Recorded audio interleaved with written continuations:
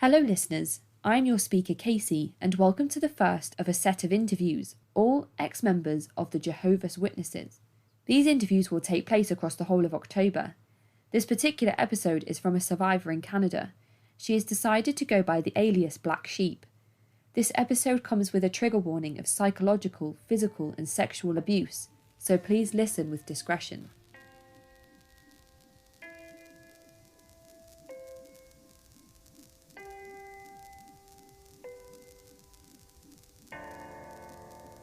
Before we get started, I just wanted to remind you all that you can support my Patreon for as little as £1 a month at patreon.com/thecultvault. There are exclusive episodes waiting for you. But for now, here is Black Sheep. So, hi Black Sheep, thank you so much for joining us today. I'm really looking forward to getting to know you a little bit more and hearing your story. Yes, thank you so much, Casey, for having me. Oh, it's my pleasure. And I would like to offer you this opportunity to introduce yourself to our listeners, maybe give a little bit of background on yourself and what you're up to now. Yes, my name is Black Sheep. I live in Canada. I'm 27 years old, and I'm an ex-Jehovah Witness / cult escapee. Today, I am a college graduate, and I'm actually a female structural welder and fabricator, and I'm happily engaged to my best friend and currently planning a wedding. Awesome, that's amazing. Yeah. Has COVID interrupted your wedding plans at all, or have you missed that? It did interrupt the actual proposal. We were supposed to do it in Punta Cana. But it happened about 10 minutes from where we live. So that's fine. That's fine. It was perfect. It'll be a story to tell people. Oh, well, already is. So, it's my understanding that you grew up as a Jehovah's Witness from a very, very early age. Yes, I was actually born into it. Okay. Yeah. So. And you were born into it from both of your parents practicing Jehovah Witnesses? Yes, at the time, both of my parents were practicing Jehovah Witnesses, and at the time, even my grandfather was actually an elder in the congregation. Okay, and yeah. Was it just you in the house, or did you have brothers and sisters as well? Yes. Well, my mother remarried after my father left the religion when I was 3. So I had a stepbrother, stepsister, and eventually my mother had a child with my stepfather. So I have a half brother too. Oh, so eventually a big family, not to start with, but a big family overall. Yes, exactly. Okay. Why did your father decide to leave the religion? Well, he really saw a lot of hypocrisy over the years, and he just had enough. It wasn't in his heart. He could see right through it, and he just had to make that jump. Okay. He made that final decision. And how does somebody go about leaving the movement altogether? Well, you could be kicked out. Okay. Or shunned.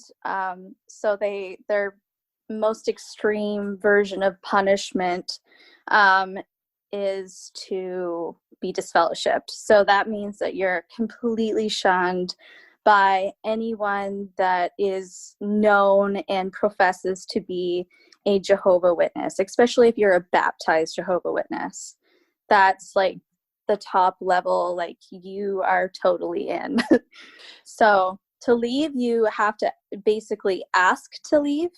You can write a letter, or you can just kind of fade out. Mine was sort of a fade out, kind of an extreme fade out, I would say. You can go about it a few different ways, but the most extreme is disfellowshipping, and that's how my father left. Right, okay. What are the basic beliefs of a Jehovah Witness? What does the religion, what does the scripture teach?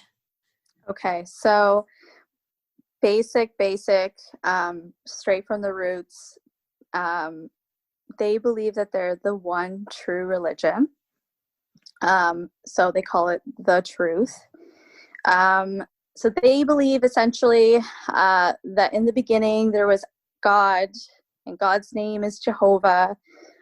Jehovah created the earth and all the living things on the earth. He then created Adam and Eve.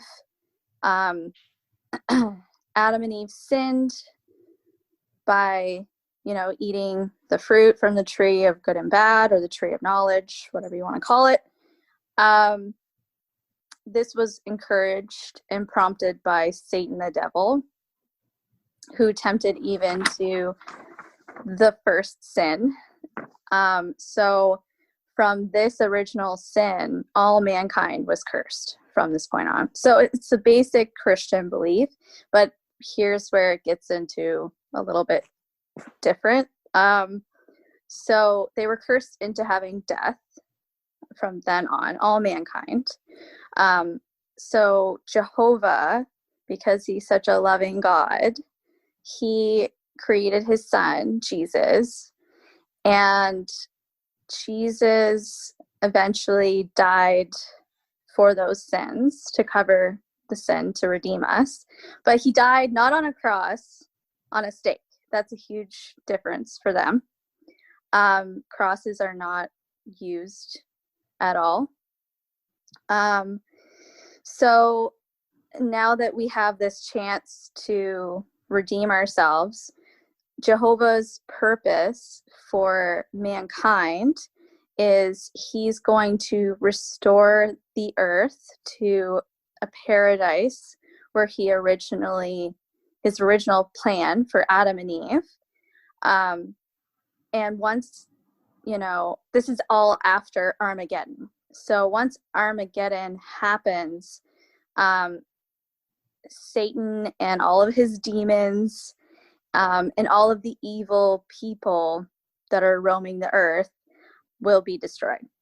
Right. So, yes. So if you aren't a Jehovah Witness, when Armageddon happens, and you're not living that, perfect JW lifestyle, you will be destroyed. And this is their basic belief. But also, like, after Armageddon, so once the earth is restored to this paradise, and it's only, good, genuinely, like, good Jehovah Witness people are on this earth, they're promised that their loved ones, so they're deceased, will be resurrected, and that this is something they really cling to. Like, this is the end goal, is to live in paradise and to have your loved ones with you again. Right. Okay. That's really interesting, because I've spoken to a few people now and done a few interviews, and I'm not part of any of these movements. So I think I'm definitely going to hell, because every single person has told me that if I'm not part of their movement, I'm not going to make it. So I think they don't actually believe in hell. Oh, they don't? Oh, okay. No, they don't. They believe in a Hades. And this is where Satan and all of his demons will be cast away. And but no, they don't actually believe in hell, which, if you were to go up to, like, I've seen, interviews on YouTube and stuff of people who are trying to, like, kind of accost the JWs, and they're like, "Oh, do you think I'm going to go to hell?" And they would just laugh at you. They'd be like, "No, we don't actually believe in that." Okay, so, that's interesting, because I didn't know that. So if they believe in Satan, when they cast him out, where does he go? So he would go to Hades. So it's basically like that. It's basically, I say that it's basically hell. that's basically, I mean, So Hades is not he's not a god in JWs. He's a no, place. he's just locked away, like he can't do any harm, Right, basically. Like okay, okay. all of the JWs will be safe from him, Right, basically. So okay, okay. because they believe that Satan is currently on Earth with everyone. So you have to resist that temptation of Satan and what he's doing. Right, And, okay. you know, all the world is being influenced by him currently. This is the belief. Okay, so it's hell or Hades or the apocalypse or the end times. Something's coming to take me. I'm not safe. I don't think I'm safe. So in Hey, me too, girl. yeah, I don't know what's gonna Apparently. happen. I don't know what's gonna happen. So your father is disfellowshipped. He leaves the movement. Yes. Your parents divorce. Yeah. Do you stay with your father, your mother? Do they stay in the same house, or does one leave? So my father left, and I lived with my mother. She wasn't single very long, Right. and she remarried my stepfather, and he actually owned a dairy and beef farm. So I grew up on the farm Oh, with wow. with my step siblings and my half brother and all of his, you know, my stepfather's family. So it was a really busy household. So your stepfather's children didn't remain with their biological mother? No, it wasn't a good situation. So Right, okay. yeah. Okay, so you're all together, you're living on the farm. Yes. And then do you have a church that you go to worship in? Yes, we were in the Oxford, Nova Scotia Kingdom Hall that we went to. We were in that congregation. We were there, oh gosh, at least a good 19 years of my life. I was in that congregation. Right, okay. And Yeah. just describe to me what the Kingdom Hall, what does it look like? Okay, so a Kingdom Hall, I mean, anyone would see them they're everywhere, in their own community. So Okay. they always have a sign. It'll say Jehovah's Witnesses, or Kingdom Hall of Jehovah's Witnesses. And they usually have like a little tiny sign that says jw.org. No matter what, avoid that website. So the outside, usually there's kind of a carport you can drive under, and then they have the main entrance doors. You walk in and you'll see a coat room. You'll probably see some like a hallway to the bathrooms. There's usually like a little room, you know, if there's a mother that's nursing or something, she can go in there. Then they have a huge, very open room. It will have a stage and probably usually about 3 rows of, let's say, 7 chairs, like going down, like 7 rows of 3. So, or sorry, 3 rows of 7. I'm having a moment. Anyway, so, and it's all facing the front stage. Like, and there's a podium and there's microphones. If you were to go on a Sunday morning, there's people everywhere. And it really just depends on the Sunday. I mean, there's usually quite a few people there. Right, okay. So how large roughly do you think your particular congregation was at any one time?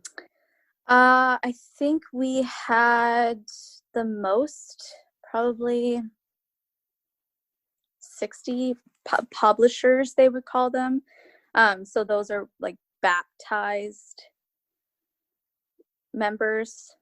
Yeah. And then you would have roughly, you know, you'd have a few people who weren't publishers, but they would just attend the meetings. Yeah. And what does an average day and week look like for a practicing Jehovah Witness in your congregation? All right. So things have changed a little now in this day and age. I think I was about 15, 16 years old when they switched to kind of the new way of doing things. But I remember from a very, very young age, it was every every Tuesday night, 7 o'clock sharp. It would be a meeting at the Kingdom Hall, and it would last 2 hours. So you would sit there for 2 hours. And then on Thursdays, there would be another like smaller meeting. Sometimes they would have it at the Kingdom Hall. Other times they would have it at someone's house, usually an elder or a good standing ministerial servant would have it in their home. So it would be smaller groups gathering together on Thursdays. And then so let's say Saturday morning comes along. It was super busy. You would get up early, and 10 a.m. you had to be at the Kingdom Hall, or again, they would gather at either an elder's house or a ministerial servant's house to make the service groups. So it would be a service group. That means going door to door and preaching, obviously trying to get publications to people, trying to start Bible studies, trying to convert people. So this would happen on Saturdays. This was the big service day. And you would stay out, let's say you get there for 10 o'clock. You'd usually do 2 hours, 2.5 hours. And then if you were like really striving to get your hours for the month, going out in service, which I remember as being, I think it was 30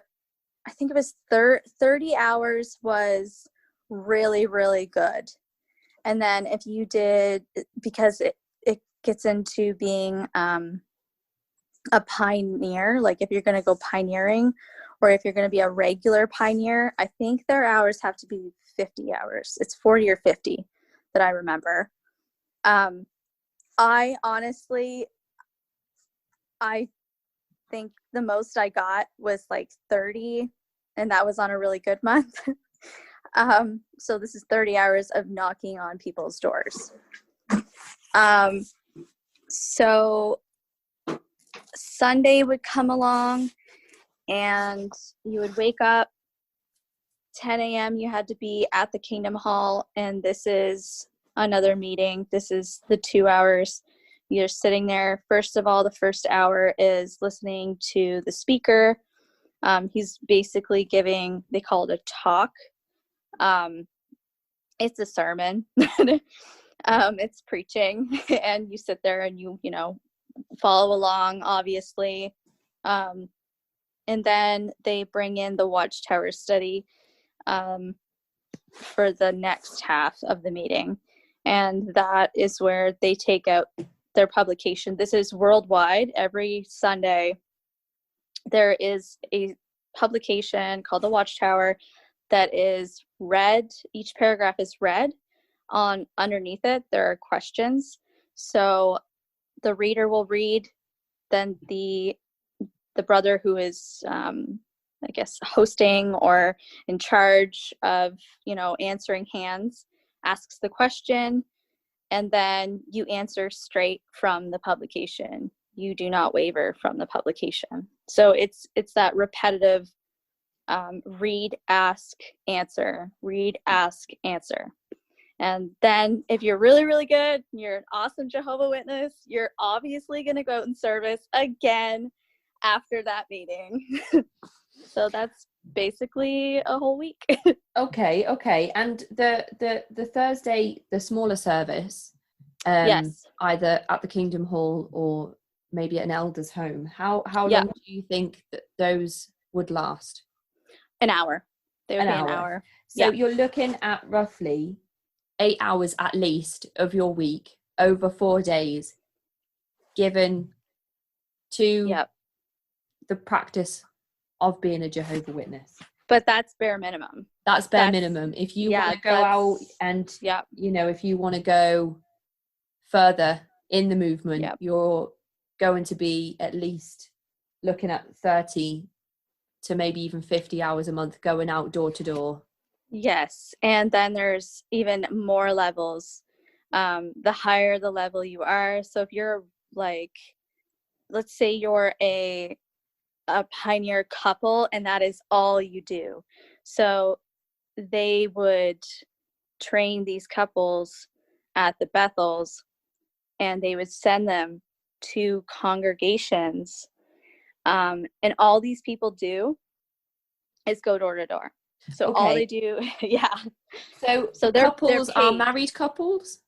Yes, they're married couples who go door to door regularly. So that's their job. That's what they're paid to do. They are paid to do it. And when you say Bethel, yes, what does that mean specifically? Okay, so Bethel is headquarters for Jehovah Witnesses. Right. There is one here in Canada. There's one in the States. The one in the States, sorry, they are the head office, the epitome of, I guess, the actual headquarters. That would be where the governing body would live and spend most of their time. But there's actually Bethels all over the world. All over the world? Oh, yeah. Like every country has their own Bethel. So if like, say, I'm guessing couples have to be married. Oh, yeah. So I'm married to, I guess, a man as well. Oh, yes. Only men and women. Right. So I'm married no mixing. to a man, and I'm guessing we had to be married before we could live together. Oh, yes. And we've decided that we're going to become full-time publicists. Well, it would be a regular pioneer. So regular pioneer. Yes. And so I would be sent to the Bethel in my country to be trained. Yes. Yep. Okay. You'd have to go for training.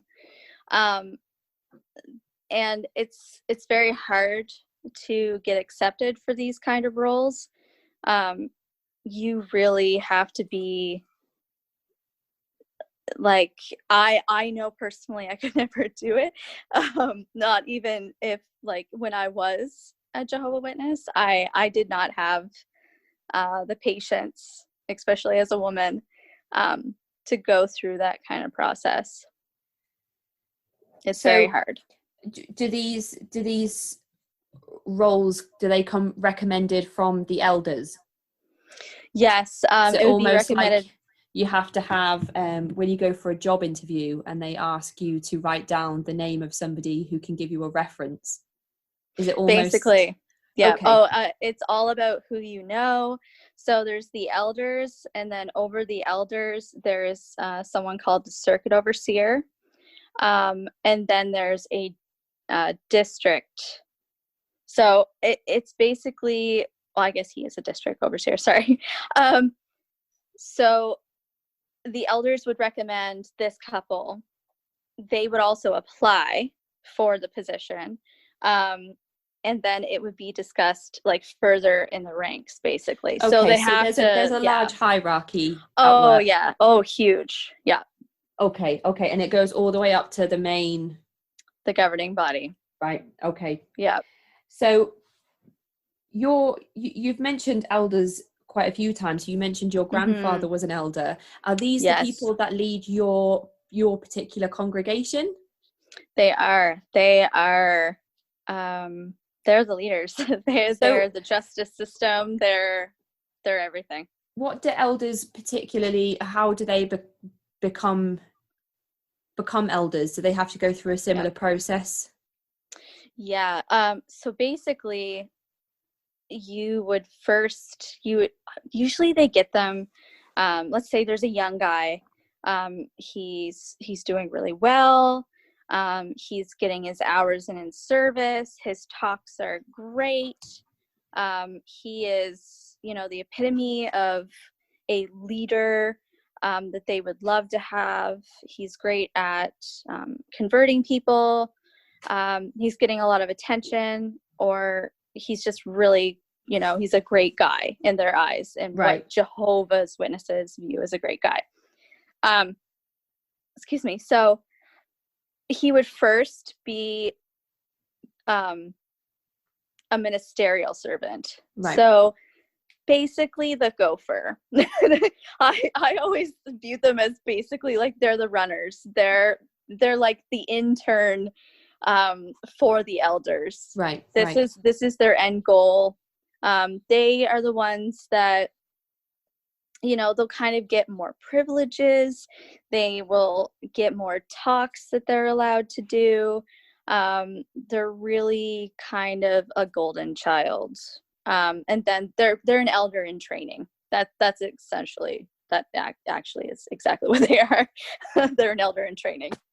Okay, and once they become an elder, how do their responsibilities or position of power change?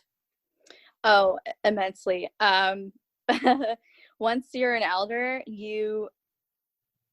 they're basically the policing system for the congregation. They make all the decisions amongst themselves. They get new information that they weren't told as a regular Jehovah Witness. They have a new understanding, I would say, of what the Jehovah Witnesses are taught. They actually have their own book that they're given, that a regular Jehovah Witness cannot even see. We're not supposed to see. They're not even supposed to. There was actually an interview I watched recently of a previous elder. Sorry, he was an ex Jehovah Witness who couldn't even get his book, his handbook, elder handbook, bound, like spiral bound by a Jehovah Witness that wasn't an elder, because it's so secretive. It's this whole other level. Okay. Do you think that is to encourage people to want to become elders?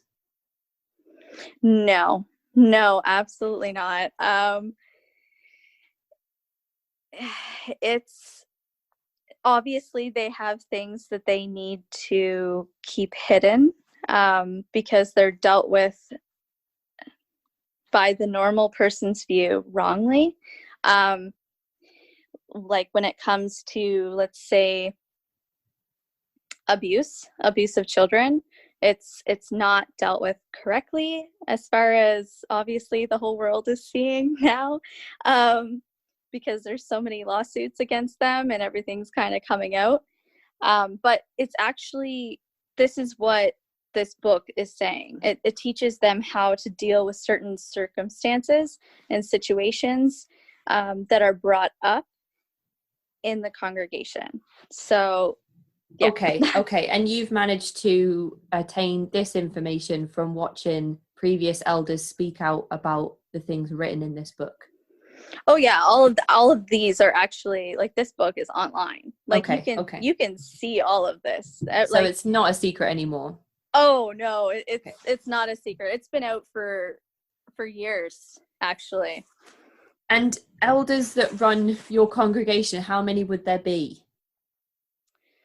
Oh gosh, it changes here and there, but I think that the most that we had at a time, because we were considered quite a small congregation, I think we had, like 6 was the most that we had. Okay, so if you have roughly 60 members, that's 1 for every 10 members. Yeah. And did they all lead, or did they all run their services in the same sort of way? Basically, yeah. Basically the exact same way. I mean, they're not allowed to really stray from they're actually not allowed to stray from anything that the publications say. Right. Their way of teaching might be a little bit different. Um, there were definitely some elders that I had a lot more respect for than others. You know, you can read people, especially like being a Jehovah Witness, you're literally trained to read people and circumstances. So yeah, I think they just kind of all did it pretty much the same. Okay, so do you think that your gathering looked pretty similar to other groups within Canada at the time? Oh, absolutely. Just slightly I smaller? Yes, I've been to many different congregations across Canada myself. Even in the States, they have large gatherings too that are called conventions. Sorry, I had a moment. Been a while. But yeah, so and I've attended, conventions across Canada and in the States, and it's all the same. It's all the Okay. same. And do you think Yeah. that that's pretty similar for the worldwide Oh, workings of the absolutely. religion? Okay, cool. Yeah. It's Right. very So, organized. That's why they call it the organization. So it's all organized the exact same way. and do you think that your elders, when they ran services, did they have a level of behavior that was expected of church members? Oh, absolutely. You had to be in what they would call the most up, I think it was like upstanding. Like you had to be, there could be no doubts that you were doing everything right as an Okay. elder. Is this in Yeah. terms of sort of clothing and Oh, yeah. attendance and Oh, yeah. so what's expected of you individually as a young girl and then a woman attending these services? So so you do everything right.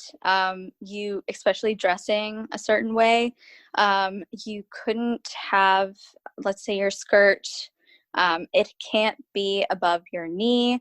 It maybe, let's say, you're like just like on the edge of being like an inch over, like that's iffy. um and modesty is huge. Okay. How you react to things is huge. And what happens if you are dressed inappropriately when you attend the Kingdom Hall? If you were willing to risk it and do that, it might not be mentioned um, straight away, but it would definitely be noticed. People would talk about you for sure. There would definitely start to be some gossip starting. Especially like I know I was living with my mother and my stepfather. If I was to be getting ready and I was wearing something that they weren't okay with, I would have to change, obviously. Right. Okay. Okay. And Yeah, so your clothing is restricted. What about things absolutely. like jewelry and makeup? You don't want to get too crazy. It's all modesty. You have to be super modest. It's nothing too flashy, especially like, let's say you're a young girl, like I wanted to have purple hair, I wanted to have feathers in my hair, glitter, whatever. And that was not okay. It wasn't okay. You had to look the part. So very plain. Okay. Yeah. And what about things like employment? Were you required to get permission from anybody before you went to get a job or think about college? Yeah. So I actually, as a woman, really, you're not, what's the word I'm trying to think of? You're not encouraged to pursue college. You're supposed to really think of putting Jehovah first, putting the organization first. So I was not encouraged to go to college. I was encouraged to, you know, think about going door to door full time.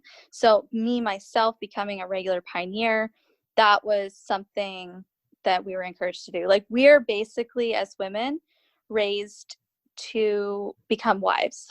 That's our Okay. goal. So Jehovah Witnesses are still extremely patriarchal. Oh, so sexist. Like, So you are, yeah. if you're encouraged to go door to door, Yeah. what are the men encouraged to do at this time? If you want to get into a trade, their main, like, I even remember my mother, she probably still does it to this day. She had a cleaning business. Cleaning businesses are huge amongst the Jehovah Witnesses. They, it's not about what the work is. It's not about how hard it is. It's only about providing the necessities. You're not supposed to think materialistic. You're supposed to think, what is a position that I can work in that's going to provide only the necessities that I need, but yet I can take the time and have the time to put Jehovah and his organization first. So it's all about working around the Jehovah Witnesses and what they can Okay. do. So Yeah. if you didn't fade out, it's unlikely you'd be doing something like welding right now. Oh God, no. Oh no. I don't even want to. I don't even want to think about where I would be now. It would be horrible.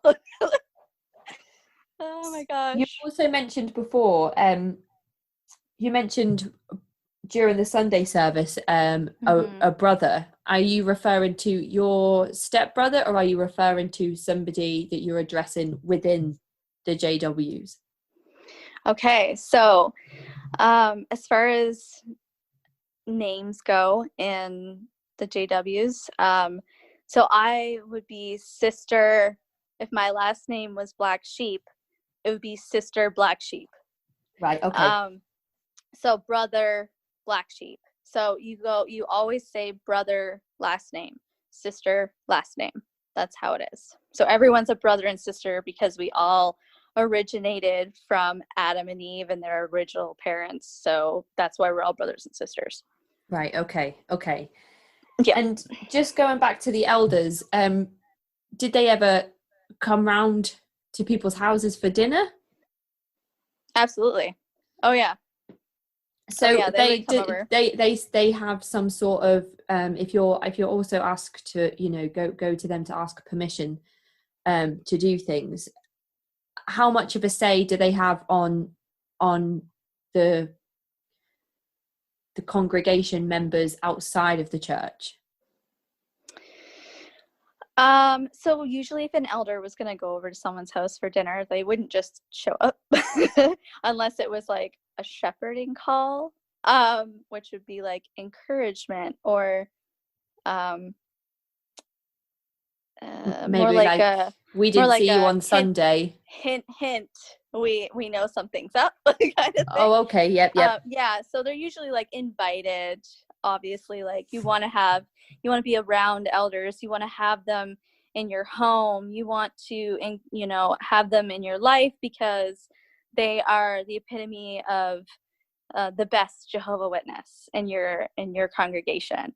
So you want to surround yourself because it's all very it's kind of like the Joneses. It's kind of like they're the top notch. So they're the celebrities. So yeah, when it comes to what they have to say as far as your life and what's going on and outside, they know everything, and they will find out. And it's not just from them. It's not usually them who does the digging. um, it's usually from other Jehovah Witnesses who are huge tattletales. Okay. Is that Yeah. encouraged within the church as well? Oh yes. Oh yes. It's there's huge tattletaling. It's all about you know, if you're told, you know, if you see another Jehovah Witness, let's say you see another Jehovah Witness smoking, or they're drunk, or something like this is not okay. Or if you see a single Jehovah Witness woman, you know, out holding hands with some random worldly guy, who, of course, worldly means someone who's not a Jehovah Witness, this is insane, and you need to go straight to the elders, because that person's spirituality is obviously been tainted, and they need help. So Okay. Okay. you're taught that you're telling on them. You could first go to, so you can give them a chance to change, or you go straight to the elders. So a lot Okay. of people just go straight to the elders because they're like, "Ooh, I got some juicy tea to tell you," you know. What are the repercussions of sinning? Okay, so it all depends on the sin. Okay. So that let's say I was to go and, okay, before I left, so a perfect Jehovah Witness, and then I slip up and I have an affair and I sleep with this guy. I would be given a chance to repent, and it's all determined on your elders in your congregation. If honestly, it's very biased. They get to decide whether you're going to remain in the congregation. So they can do something where they put you on public reproof.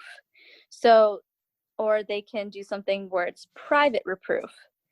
So this is where, if it's public, they go on stage and they announce that, you know, Sister Black Sheep has been put on public reproof. So once you're put on public reproof, you're announced in front of, you know, 60 to 100 to 200 people, that you have done something wrong. So automatically you're on the back burner.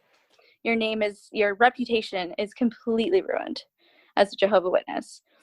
So if it's private, it's very hush hush, and it's not announced, but people will start to talk. Obviously, elders' wives, they know everything, and they're going to talk. And then the most extreme, obviously, you're disfellowshipped. So once you're disfellowshipped, that's announced, just like being a public reproof. So they get on stage, Sister Black Sheep has been disfellowshipped on this date, and then the whole congregation knows. Again, you're absolutely, you know, people crying, obviously, because I left. And then, yeah, you just kind of, at that point, you're completely shunned. So there's different stages. They could change their mind. You could be brought back into the congregation. If you repent, you beg, you cry, I'm so sorry. It really depends on the situation. It really, honestly, and the elders. Okay, so when you say they're biased, do you mean between men and women, or between how in favor you are with particular elders, how approved your family might be within the ranks of the church? All of it. All of the above. All of Okay, the above. and is it a decision Yeah. where the elders sit down in a room and discuss everything and make the decision as one unit? Yes. It's all decided between the elders. They sit down, they have their discussions. I would probably, obviously I would be brought in to, what do you think about your actions? Like you're a little kid. And yeah, it's all decided on them. It's all on them. Okay. At that point. So just going back to, if you invite an elder to come around to your home, Yes. and you've already mentioned, if somebody was found drunk or smoking, that might be something that would be reported back to an elder. So I'm guessing these things are restricted. You can drink. you can't drink excessively. Okay. Okay. It would be a huge no-no, because that's, being a Gluttonous. drunkard. Yes, gluttonous, and that's being a drunkard. And these are all mentioned in the Bible as not good things. Let's say that they come knocking on your door and they find, that you're hanging out with worldly people. That's, you would obviously be spoken to. It all comes down to the elder and their judgment. But it's all supposed to be based off of the publications and the Bible. But there's a huge bias when it comes to it. Right. Okay. Is there anything else substance-wise that's restricted within the church? Any type of food? Yes. So they have, this huge thing about blood. They will not take blood transfusions. Well, they're not supposed to. It really comes down to personal choice in the end. But I remember growing up myself, it's gonna sound crazy, but any sort of meat product, like a hot dog, like a simple hot dog, if you read the label and it said mechanically separated, I couldn't have it because it could have blood in it. So and how you, growing up on the farm, how you butcher and clean and drain the blood from say a cow that we killed, it all comes down to, is there going to be, get as much blood out of this as you possibly can. Like, I remember not being able to eat like a nice rare steak until I was like 23. So there's a huge no-no for that. As far as, when it comes to your outer look, no, like for men, it's a big no-no to have like an outrageous beard. You have to be very prim, proper. If you're gonna have a mustache, it has to be like fully grown out. It can't be, crazy. For myself, now I'm absolutely covered in tattoos. Tattoos are a huge no-no. Piercings, like nose piercings, tongue, anything like that. I remember I got my belly button pierced and my mother almost fainted. And I was a 19-year-old woman at the time. So it's I mean, if you are an ex-Jehovah Witness or not, you know what they look like and what they're really not allowed to do. Right. Okay. Yeah. So do you think, with all of these restrictions, did it ever come to light that any of the elders themselves had ever done any of these things? You know what? I've heard, I mean, I don't know if it's accurate, but I've had conversations with a few, and they've definitely expressed some things off the record. I remember one guy he had been in jail, and obviously repented of his sins. So it's not about your former, like before your elder life or before your JW life. It's all about what you're doing in the present. But definitely, like I've seen some things, I've heard some things, and they are not perfect. Let's just say that. Okay. Do you think that elders ever withheld information from you as church members? Absolutely. Every day. Every single day. Yeah. Yeah. And when we spoke about the governing body, we mentioned in our exchange of emails that they're mostly made up of men. Mm-hmm. Only men. So it's only men only make up the men. governing body. We've spoken about how patriarchal the Jehovah Witnesses seem to be. Mm-hmm. In terms of relationships, are you encouraged to date a certain person? Will they encourage, they'll say, oh, John's a lovely boy, why don't you go and Mm-hmm. speak to him? Why don't you Mm-hmm. go for a walk together? Yes, there's a lot of that. Okay. I know personally, I was encouraged not only by like certain elders, but ministerial servants, or I have a friend, or I have this nephew. Um, it yeah it Especially my mother was a huge pusher when it came to, oh, you should, of course, like they have parties, um and where a lot of young people get together. They're very boring. There's no alcohol, and of course there's no kind of absurd music that isn't acceptable or appropriate for them. But these would be chances, or the conventions too.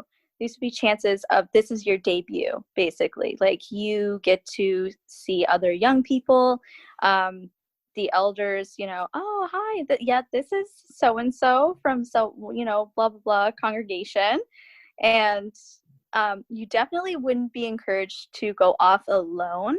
But you could sit down and have a chat, or maybe you would get a chance. Let's say it's service, and they're at your service group. Oh, maybe you two could be service buddies, but you would go along with another couple. There's chaperoning constantly. You don't get to be alone. Yeah. Okay. So obviously the chaperones are probably reporting things back to certain members of the church. I don't actually know that, but I would think so.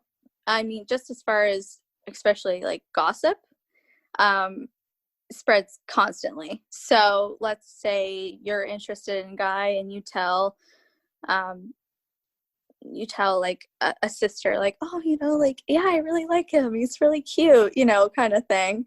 Um, it would be like all over the congregation. Oh, Right. here you got a crush, basically. Right. Okay. So was that, I guess that was difficult to build any level of trust with anybody within the church. Oh, oh, but no, you really couldn't. You really Okay. couldn't. No. So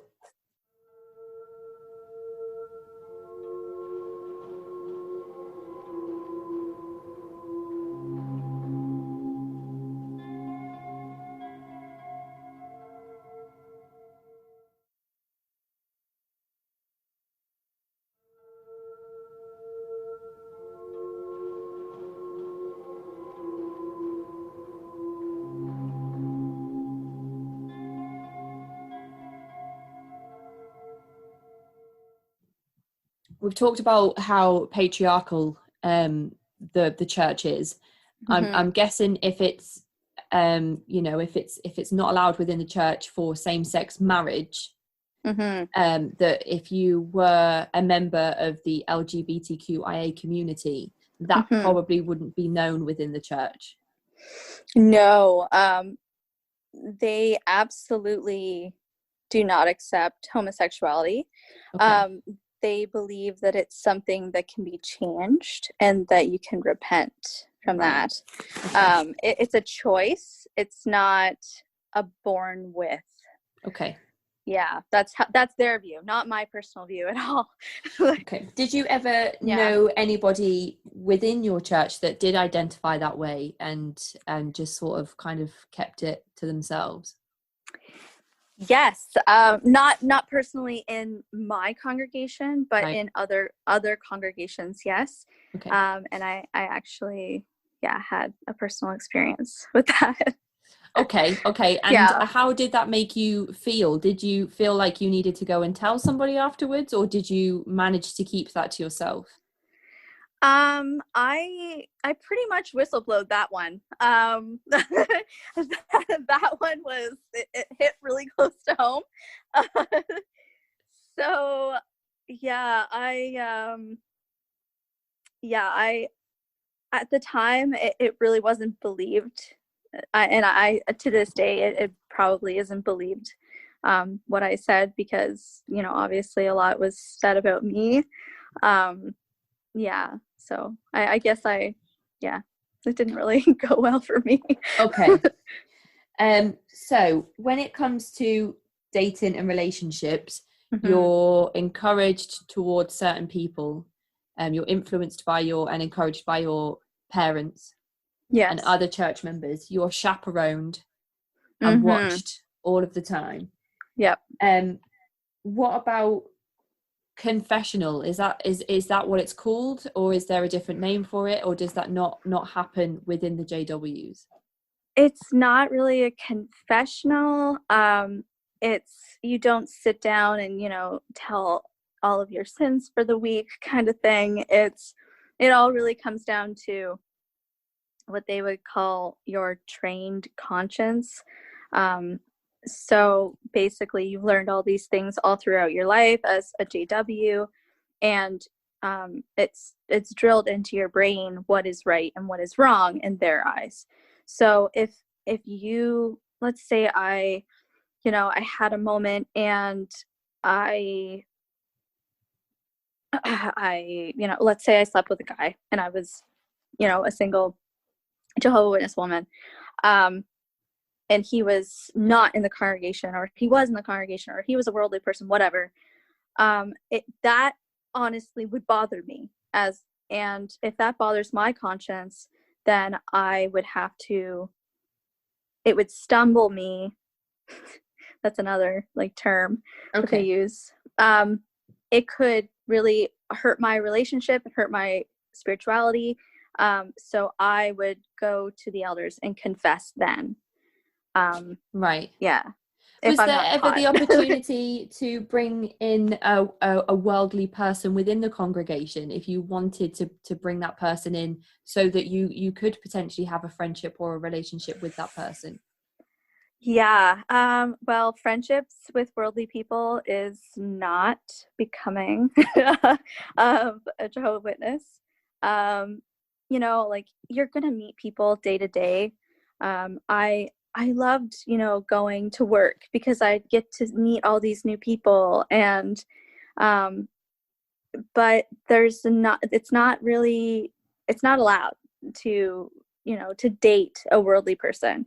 So if you're bringing this worldly person into the JW world, that person would have to study, they would have to go through all of these hoops to become a Jehovah Witness, and then, then you could probably date them and marry them. um, but it would be a really long process, and in the end, usually, I've heard, I even had a family member who did this. She met some guy, she fell in love, they dated, and he didn't actually become a Jehovah Witness, so she's still to this day pretty shunned. um, it ruins your reputation, and it's all about Okay. reputation. Okay, I suppose as well, if you're bringing somebody, a worldly person to your congregation, Mm-hmm. you've already been associating with that person outside of the church. Yeah, you're So it would be already, difficult to bring that person in. yeah, Okay. and plus you would possibly, it's a huge risk. You're usually, every instance that I've heard, there's some sort of, punishment or consequence from Okay. the elders. Yeah. Okay. And in terms of fundraising, were you ever encouraged to go out fundraising, or did you just mentioned being at work? Were you expected to give a percentage of your wages over to the church? How did that work? Yeah, so we didn't have a set amount that we were to give.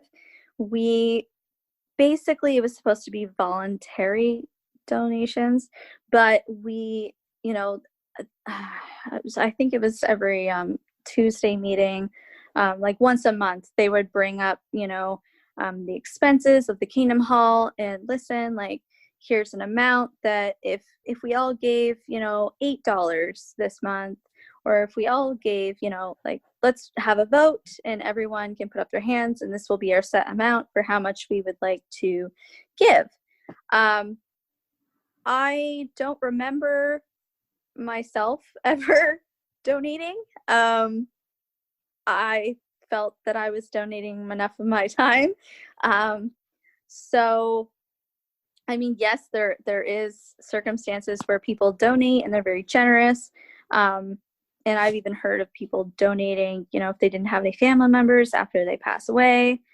Yeah. So there is, you know, some sort of, you know, set donation that you're supposed to give. And there's even documents that I've seen and read and heard of currently online from witnesses that are still that are kind of tiptoeing their way out on Reddit that, you know, recently they're saying, you know, can we give more, you know, to the organization, you know, kind of like guilting you into it. There's a lot of guilt. Right. Okay. Yeah. So if we were sitting down in the congregation and we all decided, you know, through a vote that we were going to give $20 each that week, if I didn't have that money to give, I'd still feel peer pressured into agreeing to that amount if everybody else's hands are raised.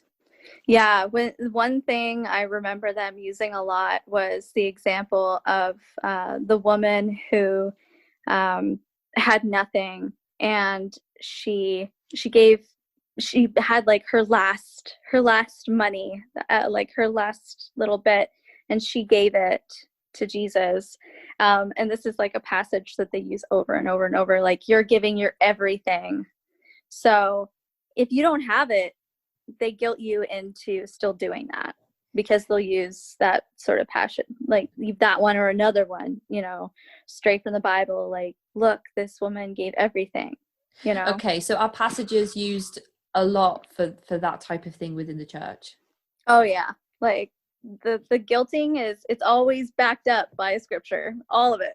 And all of it's backed up by a scripture, but right, it's not necessarily, it's their interpretation. When you're encouraged to report on one another, that would probably be associated with a passage from the Bible. Yes, all of it. Right. Okay. Yep. So not that I can remember them. You mentioned publications and going door to door before. Was this ever used to fundraise money for the church? So let's say you're door to door and you're doing your presentation. You're standing there with someone else next to you as your little service buddy, and you go through your presentation and you say something like, these are, you know, these publications are all on a voluntary, you know, we do accept voluntary donations. So like, hint, hint, you know, if you want to give me something, because I'm giving you this, you know, it's kind of like that. Okay, so when you go to door, you offer people literature to keep? Yes. You know, Watchtowers, Awakes. Let's say someone's super interested, you go back, you give them a Bible. They say they want to do a Bible study. It's a lot of going back and forth to these people, and offering them more and offering them more and offering them more. Yeah. So you've got the indoctrination there along with the potential fundraising as well. Yes. Yeah. And the people going back, is that sort of, do you think that love bombing is ever included in those visits? Absolutely. Have you ever experienced this? Oh, I remember even, you know, from a very, very young age, we were taught to love bomb. Let's say it's Sunday morning and someone who obviously isn't, you can tell as soon as they walk in that they're not a JW. And you know your own congregation, you know everyone in that room. So let's say a couple walks in and they're not JWs, you know that they're there and there's a possibility to convert them. Everyone is encouraged to, hi, how are you? Oh, we're so happy to have you here. Yes, you can sit next to me. Oh my gosh, yeah. You can share a songbook with me, or I'll get you one. You know, it's all about bringing them in and loving all over them. And does that sort of tone down a little bit once somebody does become fully involved in the church? Mm-hmm. Absolutely. Then you kind of see the true colors. And when you're going door to door and you have 4 get-togethers, Yep. or for lack of a better word, a week, it are you expected to still, if you are in employment, do you have to put Jehovah first and then work comes outside of it? Because you mentioned that you had a job, not that you donated any of your earnings to the church, but how did that work in terms of what you were expected at that age to contribute to the church? Yeah, so basically any extra time that I had, I was supposed to use that for, Jehovah, putting Jehovah first. So let's say that I had a schedule, or I had a job interview. I remember my first job interview.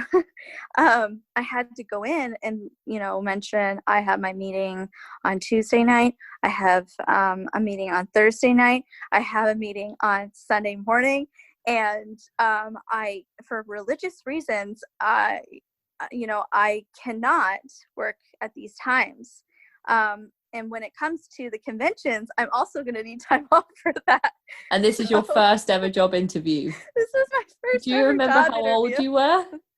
Oh, gosh. I think I was 17. So you're 17, you've walked into your first job interview with a list of demands. I was ready with those demands. And then, obviously mention I'm one of Jehovah's Witnesses.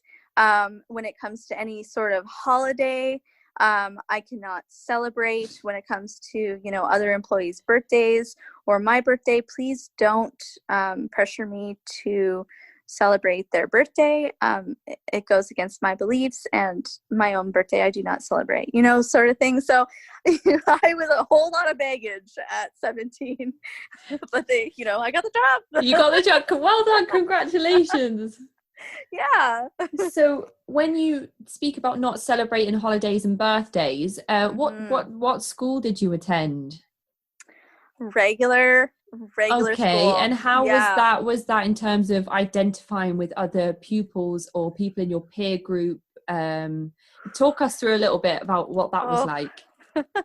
Oh gosh. Okay, so here in Canada, beginning of the day, we always, you have the national anthem. I was not allowed to stand up for O Canada, even like straight from the start. As being in kindergarten, primary, no standing for O Canada. You sit down. I was encouraged by my mother to, put my head down, cover my head with my arms, kind of thing. It's kind of something I did from that point on. Also, when it came to, let's say, November 11th, you're drawing poppies as a little kid, for Remembrance Day. That was something I wasn't allowed to do, or Christmas. Anything like a picture, a movie, anything. When it came to that sort of thing, I had a completely different assignment from the teacher. If it was someone's birthday they were celebrating, or a movie that I wasn't allowed to watch because, like, let's say Harry Potter, I wasn't allowed to watch it because it had so-called witchcraft in it. So I had to go stand or sit in the hallway. Which was great. So you probably felt ostracized or alienated from a young age. Absolutely. Did you ever mind this, or did the church have that sort of mindset of teaching you that you're very special, you're the chosen one, you shouldn't mind any of these things because you're going to live in paradise at the end of all of this? Yes, that was drilled, absolutely drilled into me. And I did have my moments where I'm gonna live and you're gonna die. As a little girl, I remember a little girl I absolutely crushed her dreams of Santa. I totally told her the truth. Well, the truth that I thought was the truth at that time. And made her cry. So I apologize to you, Sarah, wherever you are. Yeah, I did have that aspect, and I was totally, a little preacher. Like I said it like I thought it was. Does it take a while to adjust from that mindset as well once you started to move away from the church? Absolutely. It being outside, it took a while. It really took a while to. I had to retrain myself, and there are still things to this day where it's just drilled, and I have to stop and go, whoa, wait a minute, now, and rethink what I'm about to do or what I'm about to say, and just kind of obviously okay. it's a PTSD thing from that. It seems to be quite common with other people that I've spoken to as well. I remember an early interview that I did with 2 ex-Pentecostal church members who spoke about still being absolutely terrified that the ground is going to open up and swallow them whole when they do something like watch Harry Potter. Yeah. So like I can't imagine. Own father. Yeah. My dad that still happened to same him. Way. He it took a long time for him. He thought that he was walking down the street one day, and he said, I remember, looking up and being like, if you're real, just Jehovah, just hit me with lightning right now. Smite me. Just get it over with, kind of thing. And instead of just living in fear. Yeah. It took a long time. So I mean, at this point, I'm like, man, whatever. Come and get me. I've got tattoos and nothing's happened to me, so I think I'm probably okay. Yeah, exactly. So you mentioned briefly before some insider language that is only used within the Jehovah Witness movement. Are there any other examples you could give? Like if I was to hear you say a term, it would just completely go over my head. Yes. So actually this one came up yesterday. It's funny because this is something that I really appreciate, is the fact that my fiance has taken it so seriously to kind of understand and try to learn the language, so that, when I'm talking to my best friend, who is actually an ex-JW too, that I've known since I was 11, so kind of language like that, he's really taken to learning what it is. Like one came up yesterday, it was he said a joke, and he goes, oh, the new system, and I was like, like, but for any normal person who hears the new system, I don't understand. You don't know what that is. And for him to be able to make a joke about that, I was like, oh my God, I'm so proud of you. So the new system is referring to after Armageddon, when the earth has been restored to a paradise, all of the good Jehovah Witnesses are living happy, all, good and dandy. That's what the new system is. Okay, brilliant. Are there any other examples off the top of your head that you can think of?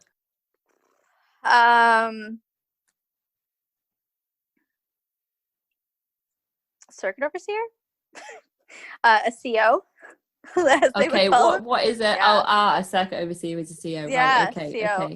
If you say CO, let's say you're going door to door. This is a great one, actually, for everyone who doesn't want a Jehovah Witness to come back to their door. I absolutely suggest that you do this. They make notes on every single door that they go to. Right. So if you answer your door and you're like, no, I am not interested, absolutely no, please put me on your do not call list. So they have a list that is absolutely no go. And if you ask to be put on that, they probably will not bother you again, unless an elder comes to your door, and that's what you don't really want. Right. Okay. But again, do not So call. they wouldn't be put off if I was to say to them, I'm a practicing Wiccan or something. No. Oh God, no. They just keep, keep coming back. So you've just mentioned briefly the kind of strides that your partner has taken to support you. Yes. For other JW ex-members or, well, ex-JW members and ex-cult members or survivors of any type, do you think that is something important to maintain in a healthy relationship, sort of the patience and understanding from your partner's perspective? Absolutely. Yes. That is there any advice huge. that you can give people who may be in a relationship with a cult survivor? Talk. Honestly, talk. Just, you know what? If they're not ready, when they are ready, just listen and try to understand that they are not the ones who put themselves in that situation. And it's not their fault. And no matter what, just listen, be there. And if they're going to cry, let them cry. Okay. I've heard a lot that disassociation seems to be a big factor of cult survivors. So when there's any sort of confrontation or disagreement within a relationship, they tend to just cut themselves off or just sort of shut down almost. How do you get past that as a cult survivor? I do have a habit. It's very easy for me to just shut down, like you said, and be very cold. I'm trained to be able to say goodbye to anyone in my life at any moment and, move on right then and there. Like, oh, they're gone. Whoops. Oh, well, that's next, kind of thing. So it took me actually a long time to be able to kind of not run away all the time. And to really face things and go, okay, I'm in this moment. I can't let what they've drilled into me take over. I can't do that flight, that going back into survival mode. I have to be in the moment. Right. And do you think that disassociation comes from the periods where, if you're doubting your faith, you're encouraged to pray and meditate? Is that right? Yeah. I think that's a big part of it. You're supposed to kind of just go into your own mind and, let's say, oh my gosh, my stomach is growling. I'm so sorry. If you're, doubting something, or you're, in an argument and something's bothering you, you need to, obviously you're trained to go straight to Jehovah. So you're, straight to meditating, straight to praying, and no matter what, he's going to help you. There are moments where it's 2 years out, I would think to myself, I'd have a moment and I'm feeling really stressed, and I go, I kind of close my eyes and go, dear Jehovah. And I'm like, no, no, you can't do that. No. So yeah, you really have to kind of flick that switch and turn off that inner ex-cult or that inner cult member. Okay. Yeah. So you're encouraged to pray, meditate, read passages from the Bible, but you're not supposed to practice any type of hypnosis? No. Oh gosh, no. That would be, that's a big no-no. I actually remember there was a hypnosis, what do you call them? I don't know. Hypnotist. I was going to say hypnotherapist. I don't know. Yes. Sorry. So there was a hypnotist, and he was coming to our school, and I obviously wasn't allowed to go. So if you're under the influence of a hypnotist, then you're allowing your mind to be open for the possibility of, Satan to influence you. Your spirituality could be tainted and hindered at that point. Um, you know, a whole bunch of things. So that they have the same view on if you get too drunk. Right. You can't control your mind. You can't control yourself. If you get high, drugs are not allowed. Obviously, no marijuana, even though it's legal in Canada. And no, because you don't want to be influenced. You don't want to have that barrier, that wall that you put up, broken down, which hypnotists can obviously do because they can control you. Right. Okay. So you've spoken about your own ways of managing sort of your disassociation and Mm-hmm. shutting down your feelings and your emotions. Yeah. Is there any other steps you've taken in your recovery? Have you gone to any therapy? You mentioned the Reddit subthread as well. I don't know if that's helped at all. What steps have you taken? So my best friend, she and I actually, we hadn't seen each other in years. After we both left, we both escaped. And then we found each other and, oh my God, are you out? Are you out? Yeah. Can we talk? Are you out? That was kind of like the code, and we were both out, and we've every day pretty much we talk to this day.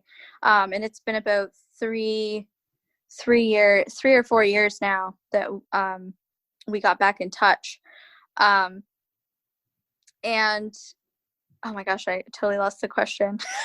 It's okay. It's just about the yeah. steps that you've taken to heal. Yeah. So when we reconnected, we actually started a support group. Amazing. Where we were living. And we had a small little group, and it turned out one of them was actually a relative of mine, which was great. What, from your same congregation? Not from the same congregation, no. From another congregation. We had never actually met, but who's your parents? Wow, that's amazing. Yeah. So it was really great. I think we had about 5 or 6 people in our little support group where we were living. And then all of us we moved and stuff, and we kind of got, lost touch. But definitely the XJW subreddit on Reddit, great. I love it. Here and there, I'll make a few comments. I love reading. People who are still in, going, oh my God, I have to, this is gonna happen. I'm leaving. I can't do this anymore. You know why? Because that, to me, those are people that are waking up. We call it waking up. You're realizing you're coming out of that daze, you're coming out of that brainwash, and you're seeing that all of it is lies. That's great for me. But so you've got the XJW subreddit and the support group that you had. Is it and helpful? My best friend and your best friend, of course. Yeah. Helpful to just sit down and be able to realize that you're not alone in this situation. Absolutely. You are not alone. There are so many of us out there. Just even, myself, from people that I knew in the past, there were hundreds of people that you have to say goodbye to when you leave. And that's a huge step. So, you think you're coming into this world, not knowing anyone, and that you don't have anyone, but we're out there. All you have to do is, look. We're out in plain sight. So we're totally open to helping you get out if you need help. If you want to talk to someone, if you have any questions, any concerns, we're all out here, and we will. Absolutely, that's fantastic. And there's the Mm-hmm. cult survivor subreddit as well. So if you're Yes. somebody that's not particularly associated with Jehovah Witnesses, Mm-hmm. there is the cult survivor subreddit. Reddit's an amazing tool to connect with people that have had similar experiences. And I'm sure that even if you feel your experiences are similar to what Black Sheep has spoken about today, then there are so many people on that subreddit that would still be willing to support and help people through their recovery of coming out of a cult. Even if it Absolutely. was 5, 10, 15, 20 years ago, Mm-hmm. it takes somebody a whole lifetime to, completely get over these things. Yeah. So just before we finish our conversation, I just wanted to give you the opportunity to whistle blow on particular experiences that you had within the church that I know might be difficult for you to speak about. Mm-hmm. So I will just give a trigger warning to the listeners in advance. It's up to you how much of this information you want to share. It's up to you how much detail you go into with this.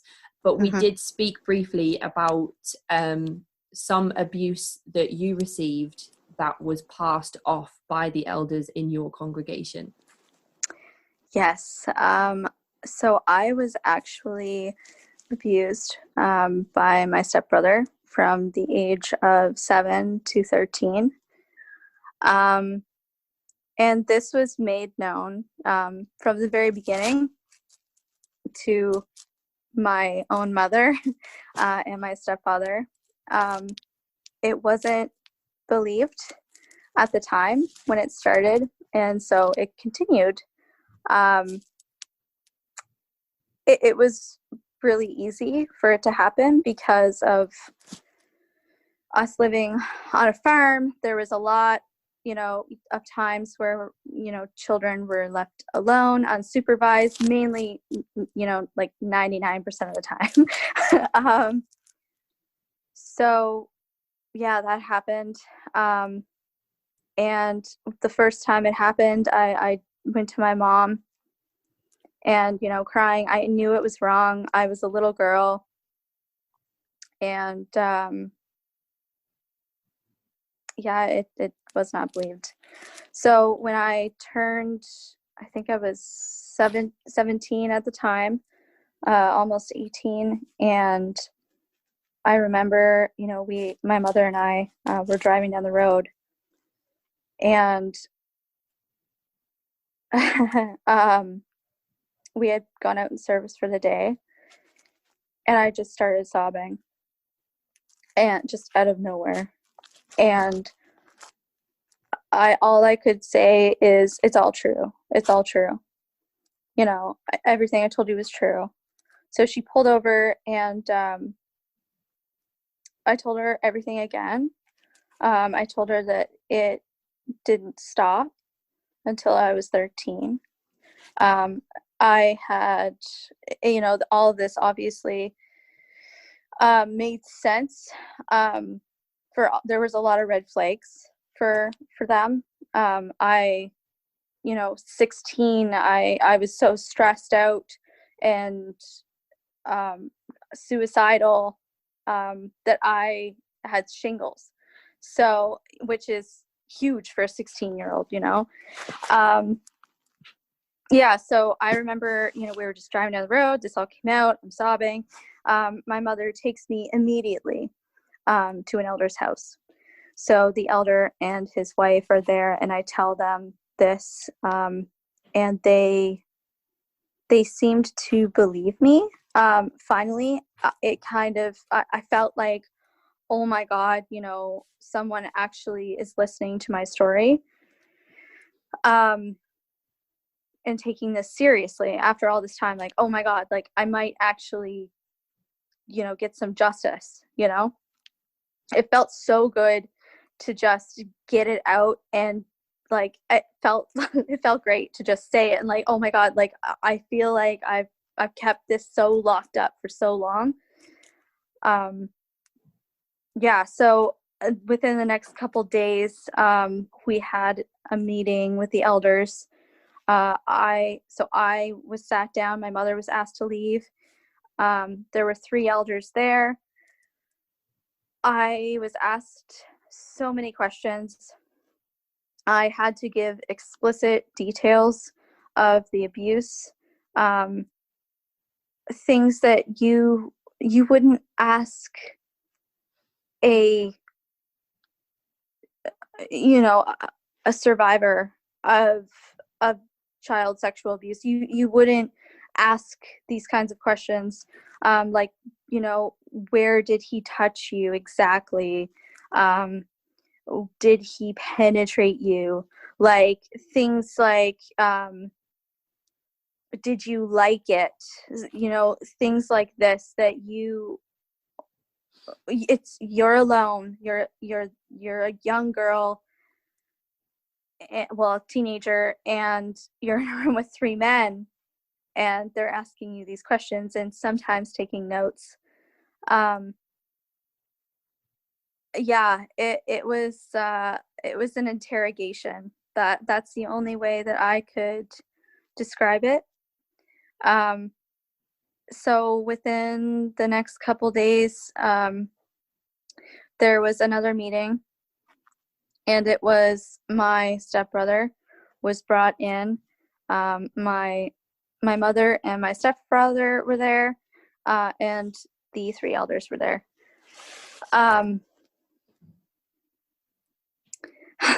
This part. So we're all sitting there. Of course, like, I'm in the room with my abuser sitting across from me, and I had to listen to, this banter between them before the meeting. Everything was fine. Everything was happy for them. Here I am shaking like a leaf. And they said that they had spoken with him and that he admitted what had happened. And of course, I'm, oh my God, yes, like, oh, finally the truth is being told. Like, I'm like, oh my God, I'm gonna get my justice. This is all I ever wanted, was just the truth to be out there. And then they go, but it's not quite how you told us. They said, he says that it was mutual. And immediately my stomach, like, I thought I was going to throw up. And I am so angry, and just, I couldn't believe that they believed it. I couldn't, and they came to a point where they said, well, we can't say if it happened or not, your way or his way. There were no witnesses. So they believe that there's this thing called the 2-witness rule, where if an act against one witness happens, if it's not seen by 2 other good standing witnesses, then they can't take sides. So of course, who's going to have 2 witnesses to abuse? That it does not make sense. So of course I'm told that, Jehovah will take care of it. He'll bring everything to light. And he walked away with no repercussions. I walked away completely just devastated and angry, so angry. I couldn't fathom. To this day, I still can't fathom it. But my one thing that came of it that was good is that my mother and my stepfather to this day say they believe me. Okay. Yeah, my stepfather actually walked in at a moment where I was 13, and we were in the barn, and I had a pitchfork to his neck, to my stepbrother's neck, because he tried to touch me, and I just swiveled around and said, Can I say?" You can say whatever you Okay. want. Well, I said, "You're not gonna ever fucking touch me again." And I'm sobbing, I'm crying, and my stepfather, takes the pitchfork out of my hands. And That was when it stopped. that was when it stopped. That was when he went, "Oh shit." Like, she's I was an overweight teenager. I was I was really rough because I had to fight. So when you're doing that every day, you get, I was so angry, and I just wanted to stop. And I think that flicked a switch. And also it stopped because I got baptized, because I thought, I felt so dirty and I felt so gross that, if I cleanse myself by getting baptized, that, this will help. Okay. But it didn't. And Yeah. it sounds as though the decision that the elders made, I mean, if your mum and your stepdad believed you as well, Mm-hmm. it's likely that the elders believed you, but that bias comes into play because you mentioned that your stepbrother was an upstanding, Ministerial perfect, servant. yeah, Golden perfect child. example of how somebody should be serving Jehovah. Yes. So even after that, I would have to sit there at the meetings and listen to him on stage, teaching about being, how to be the good Jehovah Witness, and, all these different sermons, and people, treating him like he was this amazing guy, really. And I knew the real him. Mm-hmm. And it really, that's really what shaped my, I remember, crying and sobbing at night, why isn't Jehovah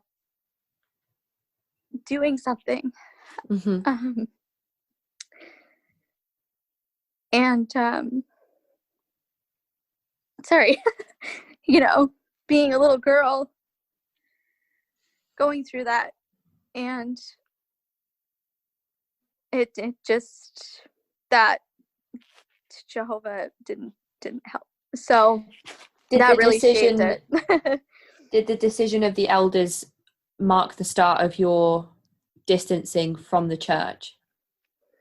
Absolutely. I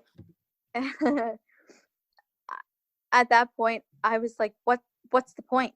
What, you're protecting the bad people. This is supposed to be good people, why, if you're not going to believe me, then what am I supposed to do? And of course I'm told, Jehovah will bring this to light. Jehovah will, everything's going to come out. The truth will come out. Here I am yelling the truth and no one's listening. Or they're listening and they just go, well, we kind of can't really do anything about it. And, they did tell me in that meeting that straight from the Bethel and from the circuit overseer, that this is how they were supposed to deal with this. Right. So, they can't go above that. It makes you wonder how common this situation might be within the entire organization. It's everywhere. If you just Google, Jehovah's Witnesses and child abuse, it's outrageous. I know you sent me an article just yesterday about things that are coming out in the UK. Yes. Around child abuse within the Jehovah Witness movement. Yeah, it's everywhere. And you know what? I'm so glad that this is coming out. There's been documentaries. There's one called The Witnesses on Oxygen. It's great. Thank you so much, you know, to the dude that did that. um it's great. It's great for people like me who need to tell people, who need to have that out there, who need to warn people that the elders, the governing body, the circuit overseers, they know what's going on. They're protecting abusers. They're protecting abusers. And it's something that's been going on for years, for absolute years. I think it's important as well for light to be shed on these things that are happening, because users can't be taught that their heinous crimes against other people and other people's bodies against their will, it is repercussionless. They can't go through life thinking that the abuse that they inflict on people doesn't have any consequences, because if you receive no repercussions for the abuse you've inflicted on other people, what stops you from continuing to abuse people? Yep.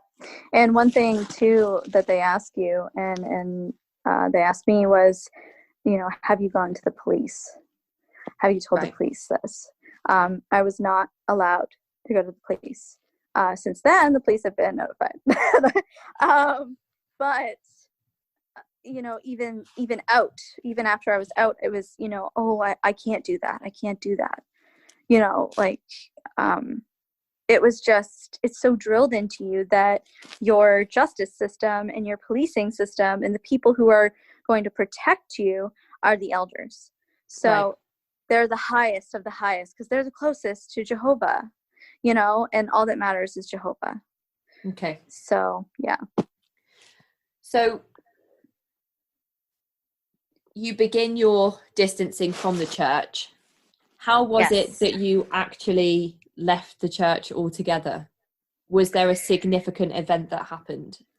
Yes, very. So I actually ended up getting married when I was 19. Okay. Yes. I was married for 3.5 years, I believe. I was 22 when I left. So here I was in a relationship, married, did the whole, we were still Jehovah Witnesses. At the time, I was kind of fading out. I was really seeing what it really was, for what it is. Excuse me. And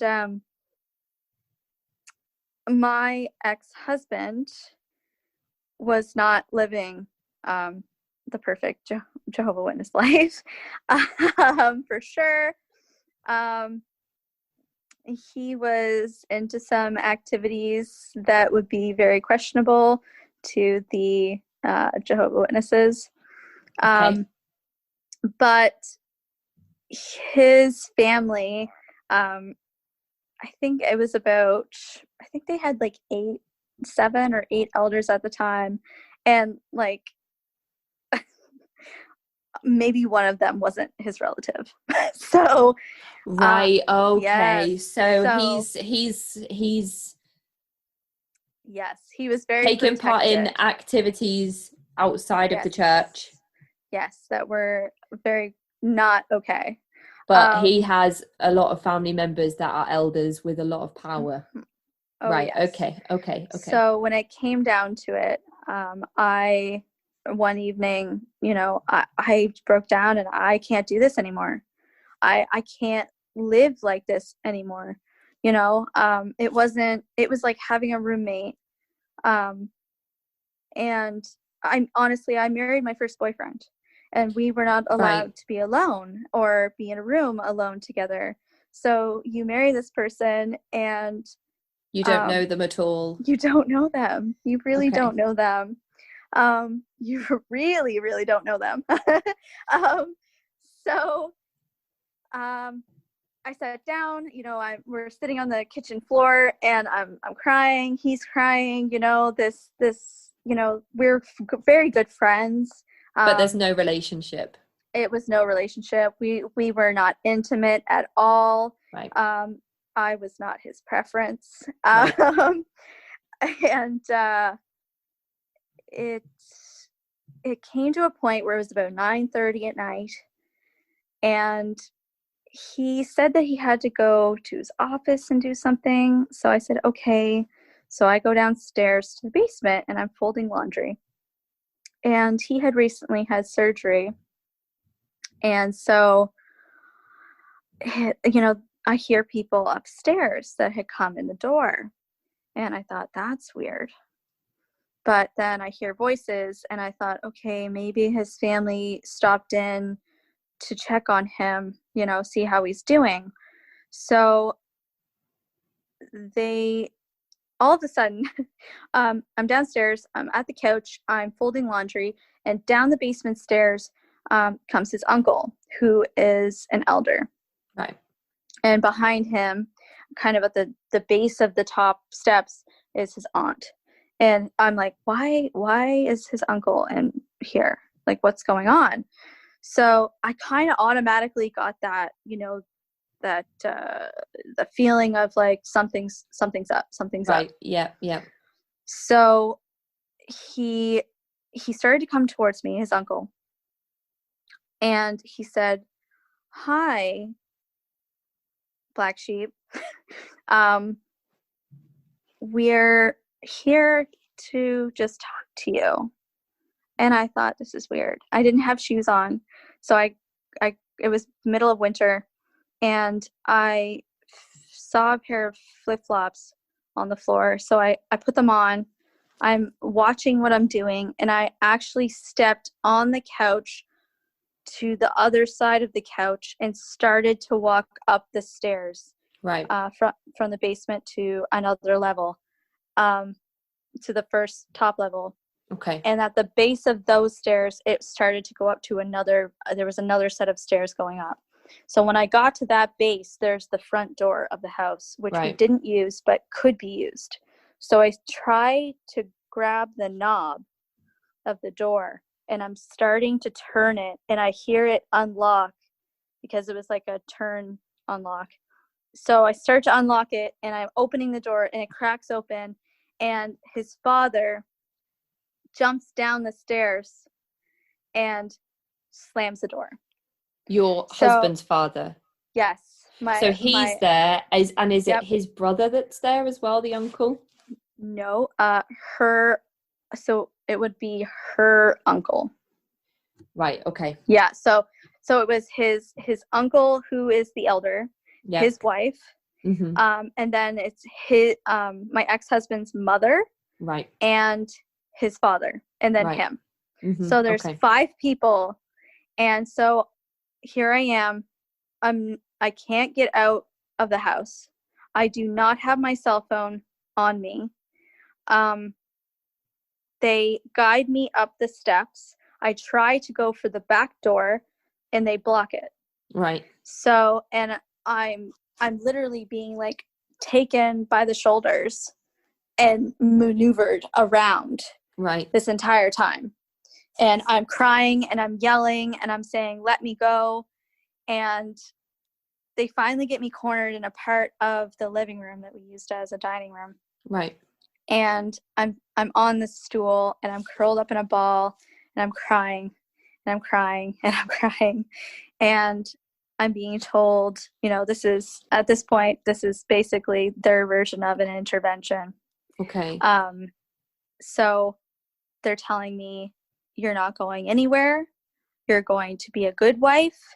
You're going to stay."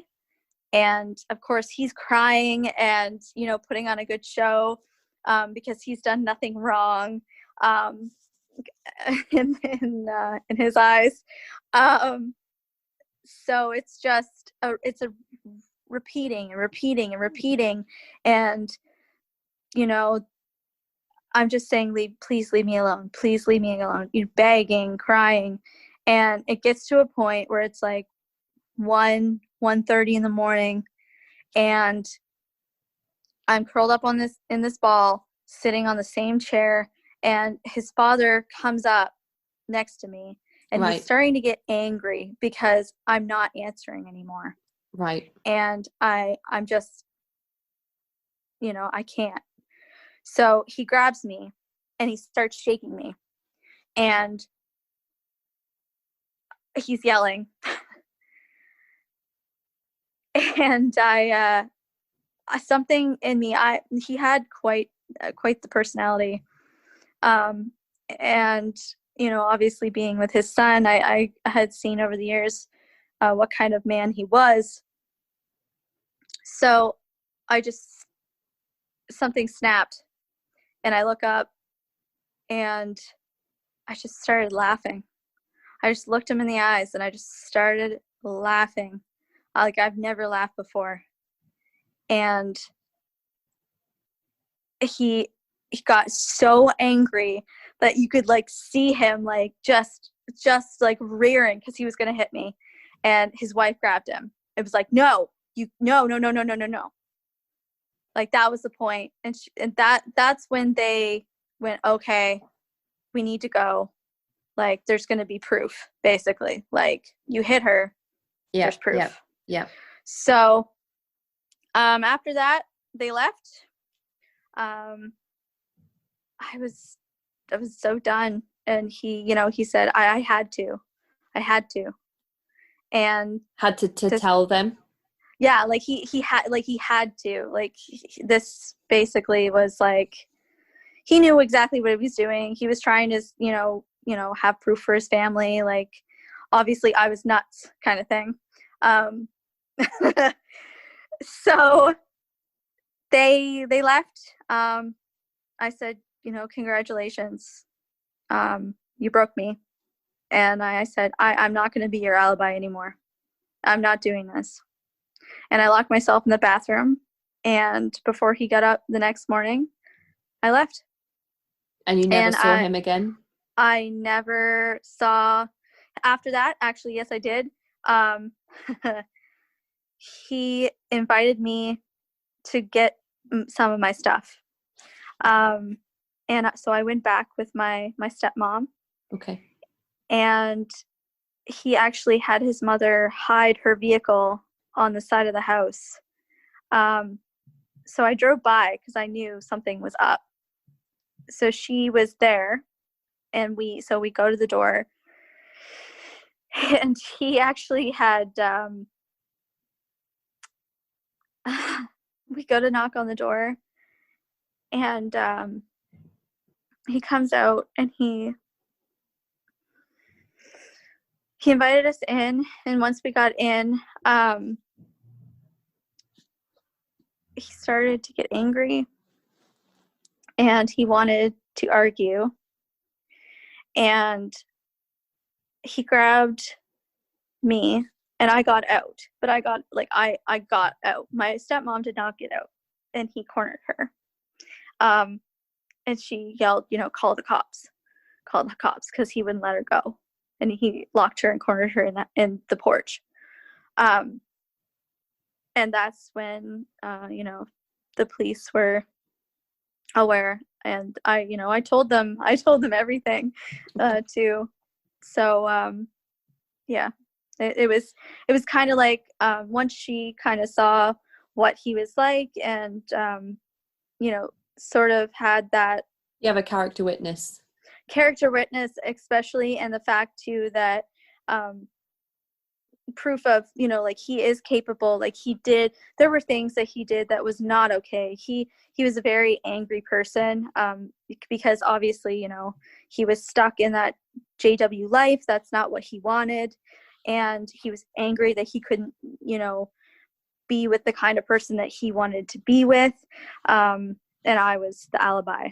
So, yeah. So even throughout our relationship, he would, shove you against a wall, and if you weren't doing what he wanted you to do. Or I remember we were on a vacation with his parents, and he, chucked me onto a lounge chair because I had, made a snide comment or something, because I knew the real him. So yeah, it was a character, proof for sure. Were you disfellowshipped after this incident? You know what? I don't know. I do not know. I still don't actually know what my status is. And I don't care. I know that they've looked for me for sure. When it comes to the JWs, they have a lot of resources, and they've even gone after my father when he was doing his shopping one day. So, oh, okay. Yes, yeah. because after you moved out of your mum and stepdad's home and moved in with your father and stepmother, and your life drastically changed at this point. Yes. So I didn't move in with my father and my stepmom until after when I left my ex-husband. After that night, I left that very morning, and I went, like, I called him, and I was not allowed to speak with him. I wasn't allowed to hang out with him or anything like that. It really had been years since I had ever even, spent a whole afternoon And or a this whole is day. because he's disfellowshipped? Yes. Right, okay. I was not supposed to. There was a lot of guilt after I turned 13 and was baptized as a Jehovah Witness. That's when, the more like, you really shouldn't be spending time with your father because he's disfellowshipped. So at that point, I stopped visiting him and stopped really speaking with him. So, but yeah. when you got back in touch, you mentioned in one of your emails how your life became just full of love and understanding and happiness. You're gonna make me cry. Yeah.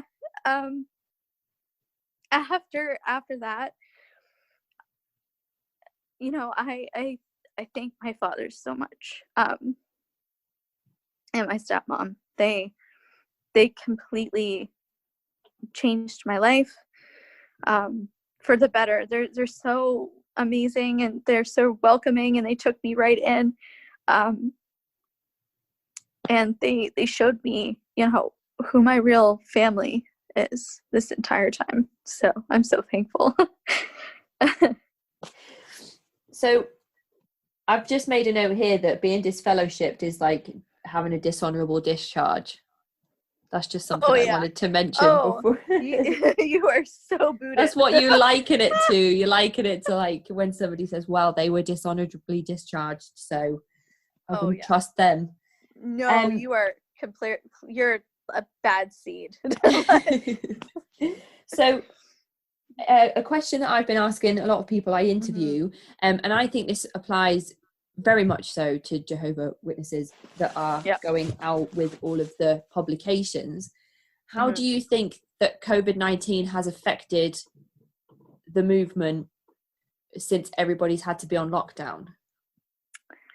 Well, I know for sure that they're cracking down, especially when it comes to their meetings,